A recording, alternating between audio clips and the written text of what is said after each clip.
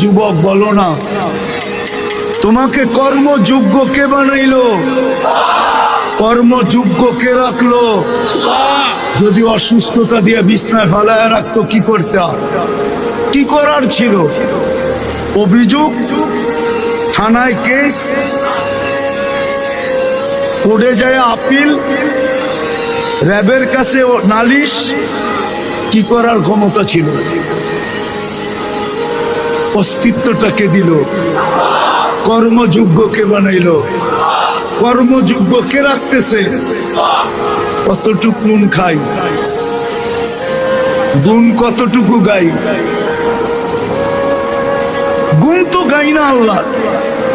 চলেন দেখি জান্নাতের একটু ধারণা দিয়া কার মনে এই আগ্রহ জাগে যে আমি চাই আল্লাহ আমাকে জান্নাতের বিনিময়ে কিনো।